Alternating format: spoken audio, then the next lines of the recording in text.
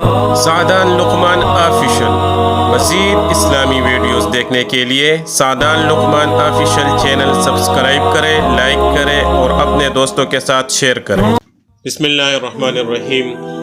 طوفان نوح میں جب حضرت نوح علیہ السلام اور ان کے سب اہل و عیال کشتی میں سوار ہو گئے تو ان کا ایک بیٹا جس کا نام کنعان تھا وہ کشتی میں سوار نہ ہوئے۔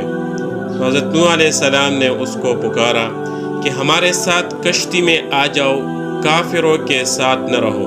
یا بنی ارکم معنا ولا تکم مع الکافرین، اے میرے بیٹے ہمارے ساتھ کشتی میں آ جاؤ اور کافروں کے ساتھ نہ رہو کہ غرق ہو جاؤ گے۔ تو یہ لڑکا کافروں دشمنوں کے ساتھ ساز باز رکھتا تھا اور حقیقت میں یہ کافر تھا۔ تو نوح علیہ السلام نے ان کو بہت نصیحت فرمائی، مگر اس بدبخت نے اس وقت بھی طوفان کو سرسری سمجھا، یعنی ایک مذاق سمجھا کہ یہ تھوڑا سا پانی ہوگا اور میں کہیں اور جا کے اس پانی سے بچ جاؤں گا۔ تو کہنے لگا کہ آپ فکر نہ کریں، میں پہاڑ پر چڑھ کر طوفان سے بچ جاؤں گا۔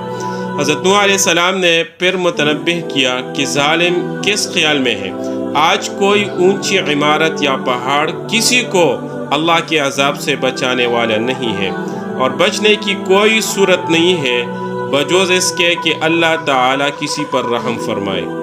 تو یہ گفتگو چل رہی تھی باپ اور بیٹے کے درمیان کہ ایک موج اس طوفان کی آئی اور بیٹے کو بہا لے گئی۔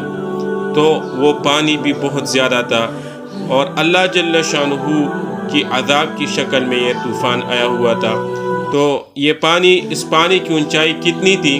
تو تاریخی روایات میں ہے کہ طوفان نوح علیہ السلام کا پانی دنیا میں بڑے سے بڑے پہاڑ کی چوٹی سے 15 گز، اور بعض روایت میں ہے کہ دنیا میں بڑے سے بڑے پہاڑ کی چوٹی سے 40 گز اونچائی پر تھا۔